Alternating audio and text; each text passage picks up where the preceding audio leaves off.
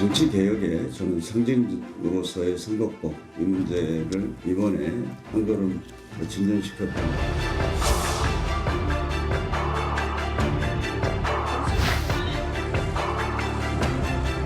당의 진로에 대해서 동지들과 함께 심각하게 고민해 보겠습니다. 헌법을 실행에 함께해 주실 것을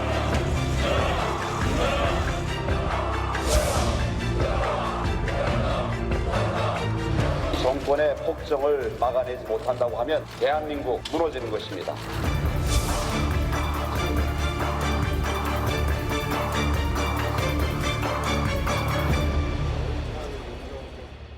네, 자유한국당을 제외한 여야 4당이 어제 패스트트랙 합의안을 추인했습니다. 더불어민주당, 민주평화당, 정의당은 만장일치로, 바른미래당은 갑론을박 끝에 표결에 붙여 12대 11 가까스로 통과됐습니다. 정치권에는 후폭풍이 몰아치고 있습니다. 바른미래당은 분당 수순으로 가는 것 아니냐는 전망이 나오고 있고, 자유한국당은 장외투쟁 예고 속에 밤샘 농성에 돌입하면서 전국은 혼란에 빠지고 있습니다. 오늘 정치와 호장용 강병원 더불어민주당 의원, 김정재 자유한국당 의원 두 분 모시고 패스트트랙의 후폭풍 짚어보겠습니다. 두 분 안녕하십니까? 안녕하십니까? 네, 안녕하십니까? 좀 헬스케지신 것 같습니다. 어제 밤샘 농성 참여하신 거죠? 네, 밤샘 했고요. 네. 좀 많이 피곤함에도 불구하고 이 패스트트랙 태운 이 법들이 얼마나 정말 좀 부당한지 오늘 알리려고 아주 즐거운 알겠습니다. 마음으로 나왔습니다. 자, 본격적인 말씀 나누기 전에 지금 국회 상황 어떻게 돌아가고 있는지 좀 확인해 보겠습니다.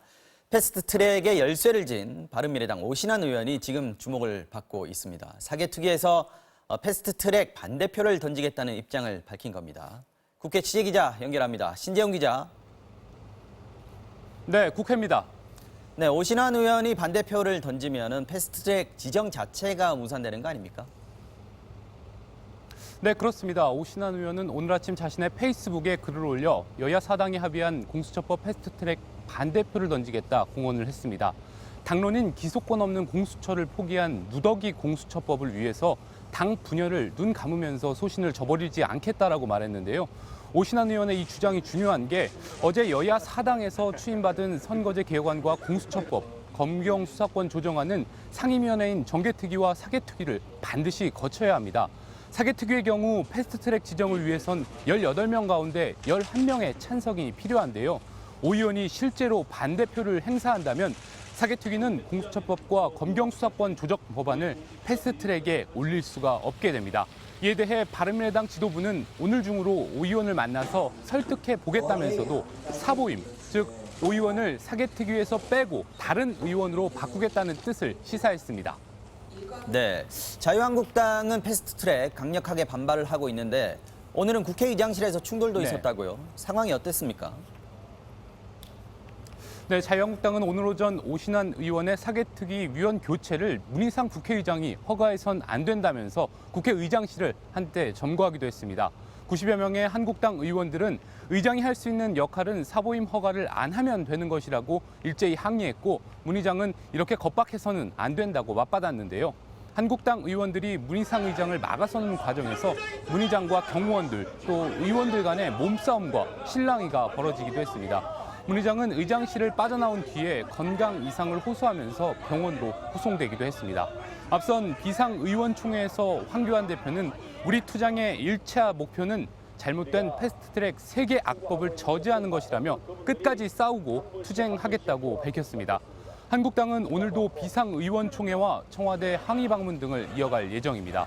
민주당은 이런 한국당의 강경 움직임에 장외투쟁을 멈추고 협상 테이블로 나오라고 압박했습니다. 이해찬 대표는 한국당 속내는 지역주기 기반의 낡은 기득권을 포기하지 않겠다는 것이라면서 공수처 법안도 야당이 더 추진해야 할 법인데 한국당이 고위공직자를 보호하려는 이상한 상황이라고 지적했습니다. 홍영표 원내대표도 한국당의 반대는 김학의 사건 재수사, 세월호와 5.18 민주화운동 진상규명을 막기 위한 것이 아닌가 의심스럽다고 비판했습니다. 이런 가운데 자유한국당을 제외한 여야 4당은 지역구와 비례대표 의원 수를 조정하고 연동형 비례대표제 도입을 골자로 한 공직선거법 개정안을 오늘 발의했습니다. 지금까지 국회에서 전해드렸습니다. 네, 신재용 기자였습니다. 자, 강 의원님, 지금 오신환 의원이 지금 주목을 받고 있는데 네. 왜 중요한지 모르시는 분들도 좀 있을 것 같아요. 오신환 의원이 반대를 하면은 사개특위에서 반대를 하면은 지금 이제 여야 4당이 기껏 합의를 해놨는데 이게 이제 패스트트랙에 지정이 안 되는 그런 상황이 벌어지는 거죠. 예, 그렇습니다. 네, 왜 이렇게 그렇습니까? 이 선거법을 처리하고 네. 또 이렇게 공수처법을 처리하기 위해서는 이 정개특위와 사개특위에서 그 5분의 3 이상이 네. 찬성을 해줘야 되거든요. 그런데 사개특위에 오신환 의원이 있습니다만 네. 오신환 의원께서 찬성을 하지 않으면은 5분의 3이 되지 않습니다. 지금 정개특위 같은 경우에는 이제 선거법 개정안이 올라가야 되는 것이고요. 그렇습니다. 사개특위 같은 경우는 공수처법안이 올라가야 되는 건데 네. 이제 두 개가 연계돼 있기 때문에 공수처법안이 안 되면 패스트트랙 자체가 무산되는 그런 그렇습니다. 상황인 거죠. 예, 예. 네. 그렇습니다. 그래서 오신환 의원께서 그 본인의 소신을 명확히 밝혔기 때문에 이제 네. 공은 이제 바른미래당 내에서 네. 이 오신환 의원을 사보임을 해서라도 네. 이 약속을 지킬 것인지 이게 좀 중요하게 달려 있는 것 같고요. 제가 봐서는 김관영 원내대표나 손학규 대표의 의지를 봐서는 네. 사보임을 해서라도 이미 우리 국민 앞에 약속한 이 선거제 개혁과 그 공수처법 처리를 위한 패스트트랙 절차는 약속대로 진행할 것이라고 저는 생각이 듭니다. 지금 이제 김관영 원내대표나 손학규 대표 얘기하는 걸 들어보면 아마 교체를 할 것 같은데요. 그걸 강행할 수 있을 것 같은데 지금 그래서 오늘 그 국회의장이 그거를 허가를 해줘야 되는 모양이죠. 원내대표가 요청을 하고 국회의장이 허가하고 그래서 자유한국당 의원들이 지금 국회의장실을 찾아간 거죠. 어떤 네. 상황이 벌어졌습니까? 이거 지금 그 본인이 네. 사부임을 하지 않겠다고 분명히 밝혔습니다. 나는 반대표를 던지겠다고도 밝혔고 네. 그런데 이것을 원내대표가 사부임을 요청한다고 해서 국회의장이 허가해준다? 이거는 일단 관행상 맞지 않고요. 일단은 현행법 위반입니다. 그런 전례가 없습니까? 예, 국회 없습니다. 국회법 48조에 의하면요. 네. 임시회 중에는 사보임을 금지하고 있습니다. 지금 임시회거든요. 네. 그 임시회 중에는 사보임을 무조건 금지하고 금지입니까, 지금? 네, 무조건 금지고요. 가능한 경우는 청문회인 경우에 저도 얼마 전에 청문회일 경우에는 네. 본인이 원하고 국회 원내대표가 신청을 했을 때 국회의장이 허가를 해줄 수가 있습니다. 그런데 더 중요한 거는 네. 그 특위위원일 경우에 본인 의사에 반해서 이 사보임을 밀어붙인 예가 국회 역사상 한 번도 없습니다. 일반 상임위는 있었는데 특위는 더 그렇다는 건가요? 아니 일반 상임위도 임시회 중에서 사보임이 금지돼 있습니다. 법상. 임시회에서는. 예, 국회법 48조에 그렇게 돼 있고요. 네. 그다음에 이제 보통 통상 사보임은 교섭단체 그 대표가 국회의장에게 허가를 얻어서 진행을 하는 건데 본인의 의사에 반해 가지고 진행이 된 적이 단 한 번도 없습니다. 그리고 분명히 여기에 대해서는 특히 오신환 의원께서는 이제 사무총장을 맡고 계신데 네. 밝혔습니다. 이미 나는 반대할 것이고 사보임 심지어는 최근 뉴스에 의하면 네. 그 김관영 대표께서 사보임은 안 하겠다 약속까지 했다는 겁니다. 어제 어제 어제 의총하기 약속을 전에, 의총하기 의총 전에 때, 약속을 네. 했다는 겁니다. 사실 이 사보임 문제가 지금 뭐 갑자기 불거진 게 아니고요. 굉장히 다들 우려를 많이 했었는데 오신환 그 의원께서 이미 이 약속을 받고 그리고 표결도 하고 지금까지 이제 흘러온 거죠.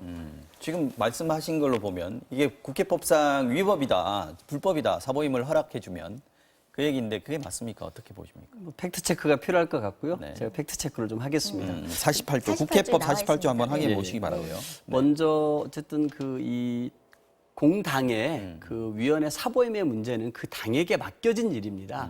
근데 이제 바른미래당 오신환 의원 사보임 문제를 가지고서 자유한국당이 의원실에 떼거지로 몰려가서 국회의장실에. 국회의장님을 겁박하고 그로 인해서 국회의장님께서 쇼크와 탈진으로 지금 병원에 입원해 계신 거 아닙니까?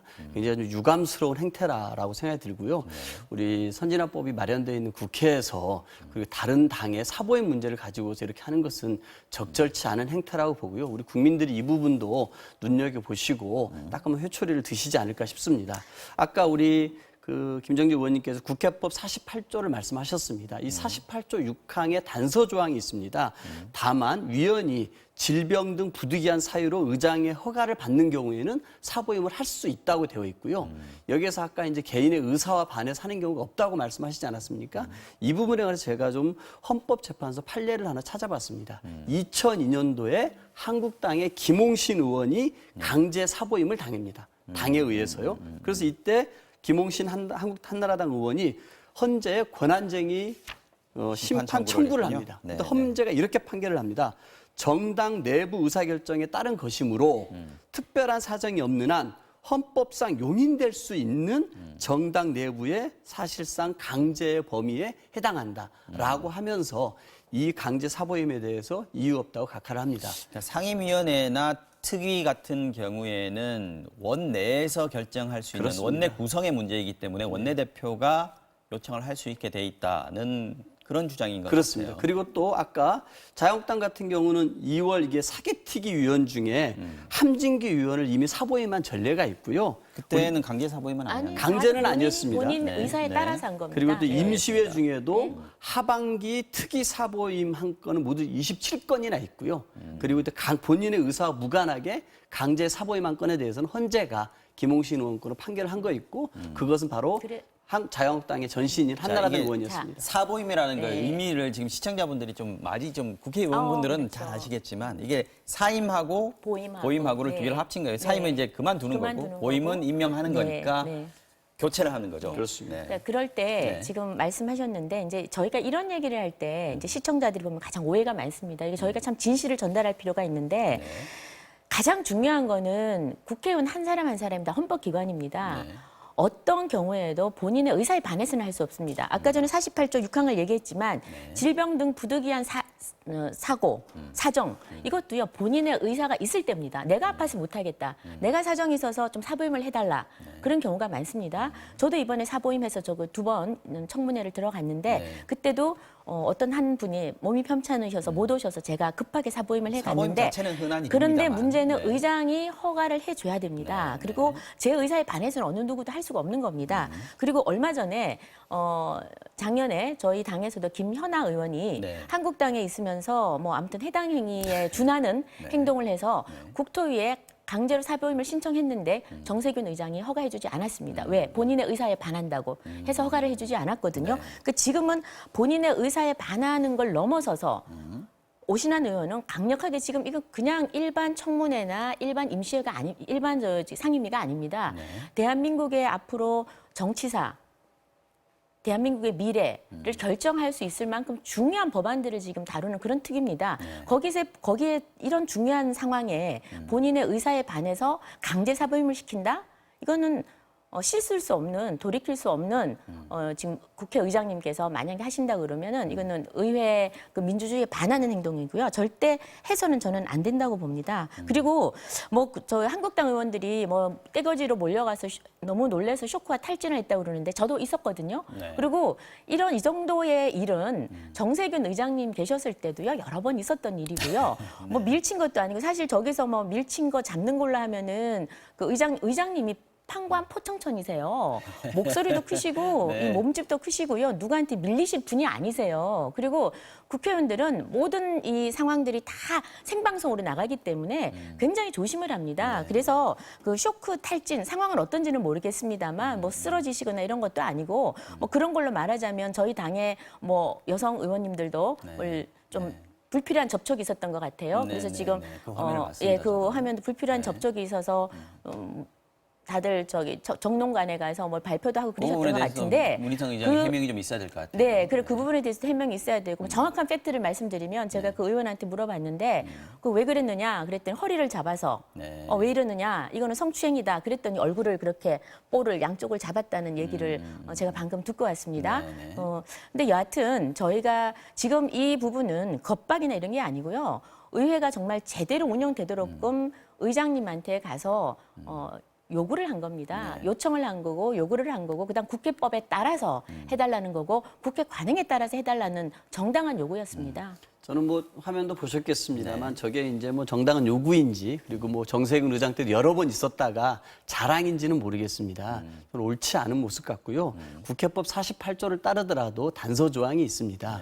그래서 의장이 허가를 받은 경우에는 사보임을 할 수 있게끔 되어 있습니다. 이 법조항으로 봐서도 그럼 의장의 권한인 것이고요. 허가를 됩니다. 사보임의 이 과정에 대해서 제가 헌법재판소 판례까지도 말씀을 드렸습니다. 그러니까 저는 그거는- 그런 의미에서 충분히 정당 내의 의사결정이기 때문에 바른미래당에 맡겨야 될 일이지 자유한국당이 나서서 왈가왈부할 얘기가 아니고요. 또 국회의장실에 저렇게 떼거지로 가서 의장님을 겁박할 일도 아니라고 저는 생각합니다. 중요한 건 지금 법적인 절차는 일단 그렇더라도 의장님은요 민주당의 의장이 아닙니다. 특정 정당의 의장이 아니에요.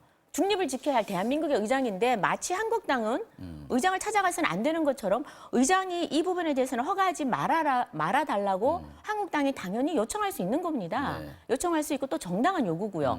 그 부분을 뭐 떼거지로 갔다 그러면 의원들이 단체로 가는 게 숫자가 많으면 떼거지입니까? 이건 의원들이 그만큼 절박하고 단체로 요구하는 겁니다. 굉장히 무겁게 받아들여야 되는 겁니다. 이런 걸 표현을 뭐 떼거지로 한다 이러면 저는 별로 온당한 표현은 아니라고 생각하고요. 어쨌든 오신환 의원부터 김관영 원내대표, 문희상 의장 또 한국당 의원들의 어떤 행동까지 다 정치적 의사를 표출하는 네. 그런 과정인 것 같고 그래서 정치적인 결단 내지는 결정이 좀 요구되는 지금 그런 상황인데 자유한국당은 지금 굉장히 강하게 지금 그 항의를 하고 있습니다. 반발을 네. 하고 있습니다. 어제 이제 밤샘 농성에 들어가셨고 아까 제가 말씀드렸습니다마는 김진규 의원께서도 이제 같이 밤샘 농성을 하셨을 텐데 네. 지금 자유한국당 의원들이 가장 많이 하는 얘기가 뭡니까?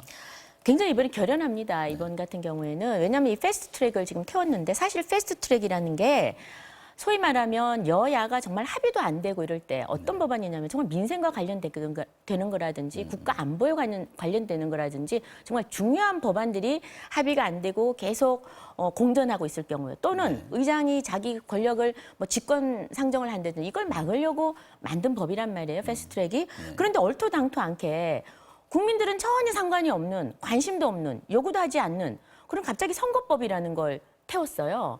태우고 그다음 공수처법. 허울은 좋죠. 뭐냐. 공직자들, 소위 고위공직자들의 비리를 수사하는 곳이다. 정말 좋습니다. 저도 찬성합니다. 그런데 고위공직자 비리를 수사하는 데가 어디입니까? 검찰입니다. 지금 그러면 검찰이 이 기능을 못하느냐? 검찰이 못합니까? 다 했습니다. 전직 대통령 2명 다 집어넣고요. 그다음에 저기 대법원장도 집어넣고 뭐 경찰청장, 뭐 법관 줄줄이 다 집어넣습니다. 마음만 먹으면 검찰이 의지만 가지면은 얼마든지 할 수 있는 거예요. 그런데 저는 왜 이렇게 민주당이 대통령이 공약을 내걸고 모르겠습니다. 대통령 공약인지 아니면 조국의 희망인지 조국 수석의 희망사항이어서 그런지 모르겠지만 왜 이렇게 목숨을 거는지는 모르겠습니다. 그래서 생각을 해보니까 이전 정부에 대해서 검찰이 칼날을 휘두를 때는 뭐 그런 대로 괜찮다고 뭐 있었는데 갑자기 김경수 지사를 구속을 시킨다든지 아니면은 김은경 블랙리스트를 작성한 환경부 장관을 수사를 한다든지 등등등등 그 칼날들이 현 정부의 소위 말하는 내 편한테도 다가오는 거죠. 내 편한테도 다가오니까 이거는 안 되겠다. 나만의 공수처, 직속부대가 필요하다라는 나만의 직속부대, 의도다라는 나만의 소위 말하면 사정기관, 권력기관이 필요하다 해서 만든다고 저는 보고요. 알겠습니다. 이거는 반드시 막아야 되는 것이 네. 지금 충분히 현재 말씀 길게 하셨으니까요. 충분히 검찰 가지고 할 수 있다라는 거고요. 오케이, 그래서 저희는 알겠습니다. 하나만 더 말씀드릴게요. 선거법 이건 꼭 말씀을 드려야 되는 그거는 게 또 다 공수처법부터 먼저 그러니까 그럼 다시 답변을 좀 듣고 가겠습니다. 네네. 네. 아까 이제 뭐 김정주 의원님께서 말씀하신 중에 국민들은 관심도 없다 아니 그랬었는데 선거법에 대해서요. 뭐 저는 선거법도 마찬가지고 고위공직자 비리 수사처도 그렇고 국민들의 관심이 많습니다. 이번에 김학의 전 법무부 장관의 성폭력 축소 은폐 사건만 보더라도 우리 국민들이 얼마나 분노하고 있습니까? 정말 권력 있는 사람들은 다 무죄가 되고 권력이 없는 우리 국민들 민초들은 다 유죄가 되는 게 지금 우리 법 집행의 현실이었고 이런 것들에서 얼마나 많은 분노하고 있습니까? 그렇기 때문에 공수처 설치 이 법 통과에 대해서 저는 70% 이상 국민들이 압도적으로 찬성 여론을 보내고 있었는데 이런 부분들 안에서 한국당이 막고 있다? 저는 스스로 어디에 기반을 해서 정치를 하고 있는 정당인지 저는 되돌아봐야 한다고 생각을 합니다. 특히 한국당 같은 경우는 이 공수처 설치에 대해서 오래전부터 이런 주장을 해왔던 겁니다. 2012년에 박근혜 대통령 같은 경우에도 이런 고위공직자들의 비리를 엄단하기 위해서 상설특검제 같은 거를 대통령 공약으로 내세우기까지 했습니다. 네. 그리고 그해 2012년에는 이재호 의원, 김성태 전 원내대표가 함께 공동으로 고위공직자 비리 수사처 설치법을 발의하기까지 했습니다. 네. 17대 국회에 한국당의 총선 공약이기도 했고요. 그런데 입장이 달라진 겁니다. 국민들은 김학의 사건을 보고 장자연 사건을 보고 버닝썬 사건을 보면서 왜 도대체 우리나라의 이 사법 권력들은 권력자들에게만 이렇게 솜방망이 처벌을 하는가에 대해서 분노하고 있습니다. 저는 그런 의미에서 이 고위 공직자에 대한 비리수사처는 우리 국민들이 절절히 원했던 법입니다. 이런 것들에 대해서 마치 민생과 무관한 법이다라고 얘기하는 것은 정말 자유한국당이 어떤 국민들을 바라보고 있는 것인지, 자유한국당이 생각하는 국민은 태극기 모독부대 말고는 없는 것인지, 이런 질문을 한번 드리고 싶고요. 저는 이 고위공직자 수사 설치하는 것을 더 이상 미룰 수 없는 저는 국민적인 과제라고 생각합니다. 그런데 이런 것들에 대해서 한국당 같은 경우는 본인의 당이 오래전부터 공약으로 내세웠음에도 불구하고 뭉개왔습니다. 이게 어떻게 이 국민적인 과제가 아니고 특정 무슨 정치 세력들의 과제라고 합니까? 저는 이 법안에 대해서 황교안 대표라든지 정용기 정책위 의장이라든지 나경원 원내대표가 무슨 뭐 고려 연방제를 하겠다는 것이냐, 좌파의 정변이다, 무슨 연동형 비례대표제로 좌파 세력 과반을 차지해 뭐 헌법과 국가보안법을 자기 마음대로 바꾸려고 하는 것이다라고 색깔론까지 씌우고 있는 것은 우리 국민들 정서와는 너무나 동떨어진 이 인식이 아닌가 정말 안타깝습니다. 지금 사당은 선거법 개정까지 발의를 했습니다. 아니, 근데 지금 선거법 하기 전에 네. 공수처법이요. 네. 맞는 말씀이세요. 정말 저도 뭐 고위공직자 국회의원을 처음 해봤습니다만 이전에 저는 고위공직자가 돼본 적이 없습니다. 저도 분노했어요. 도대체 고위공직자에서 왜 이렇게 물렁하게 하느냐. 그래서 저도 그렇게 해서 처음에는 자세히 공수처법에 대해서 자세히 좀 봤습니다. 그런데 공부를 하면 할수록 네. 이것은 어느 기관, 절대 권력을 가진 기관 하나를 더 만든다고 해서 해결될 문제가 아니구나. 네. 마음만 먹으면은 장자연, 김학의 사건, 버닝썬 사건도 검찰에서 충분히 제대로 할 수 있구나. 지금 있는 검찰 그렇죠. 지금 있는 검찰들이 잘 활용해야 의지만 된다. 있으면 되는데 네. 지금 현재 특검제도 있죠. 네. 상설 특검 있죠. 또 특임 검사도 있습니다. 이번에 또 김학의 사건도 특별수사단도 있습니다. 제가 좀 드리고 싶은 말씀이 지금 현재 청와대 특별감찰관 제도가 있어요. 청와대 특별감찰관 제도는 대통령 친인척, 그다음에 수석들 이상을 감찰하는 데입니다. 문재인 정부 들어와서 아직 임명을 안 하고 있습니다.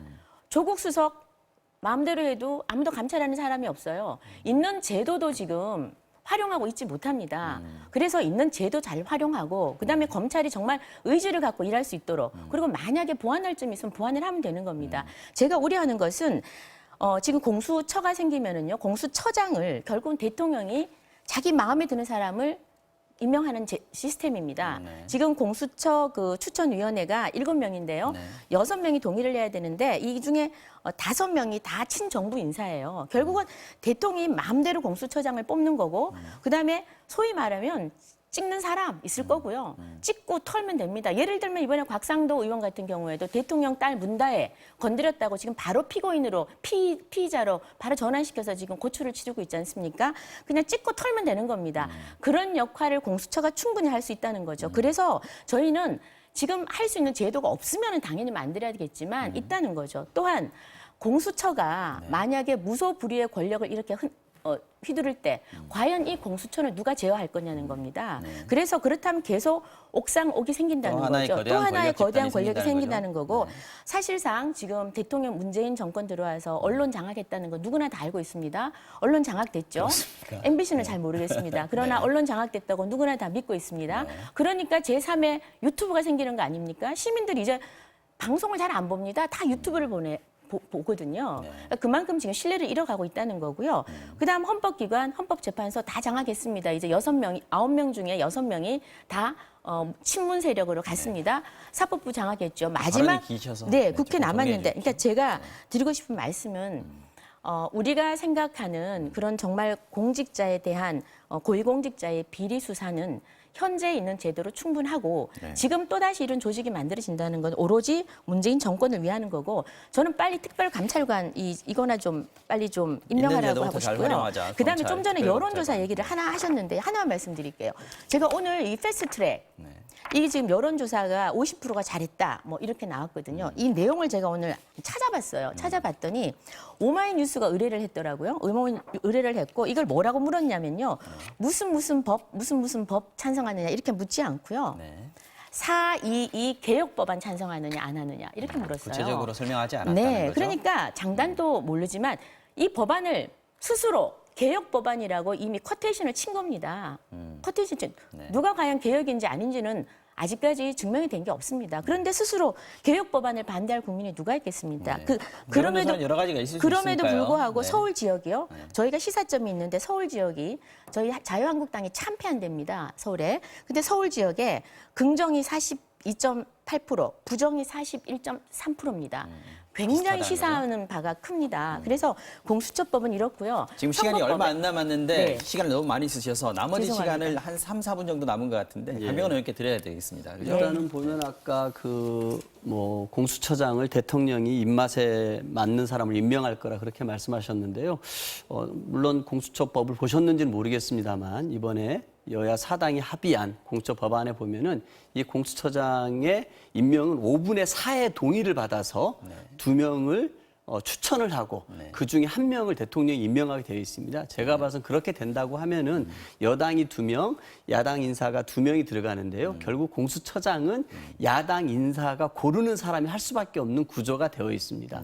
아마 자유한국당에게 끝까지 이 공수처법을 함께 하자라고 문을 열어주기 위해서 이런 조항을 넣은 것으로 알고 있습니다. 저는 계속해서 자유한국당 입장에서 이 고위공직자들의 비리에 대해서 함께 공감을 했음에도 불구하고 계속해서 뭔가 핑계를 대가지고 결국은 이 법을 파토내고 싶은 게 자유한국당의 생각인 것 같습니다. 특히 이렇게 대통령 마음대로 공수처장을 임명할 거다라고 하는 얘기들도 이 팩트에 전혀 맞지 않는 내용이라고 생각이 들고요. 특히 이제 많은 말씀들 중에서 뭐 MBC를 비롯해서 모든 언론들을 다 뭐 이렇게 좌파들이 다 장악하고 MBC는 모르겠다 그러셨어요. 법은 아마 뭐 똑같은 말씀하셨을 건데 여기 MBC니까 그런 말씀 안 하신 것 같고 뭐 한국당 의원 같은 경우는 MBC에 오셔서 YTN에 가서 MBC가 다 정권에 장악됐다고 그런 말씀하셔서 사과한 적도 있습니다. 막 그런 인식들을 공유하고 계신 것 같은데요.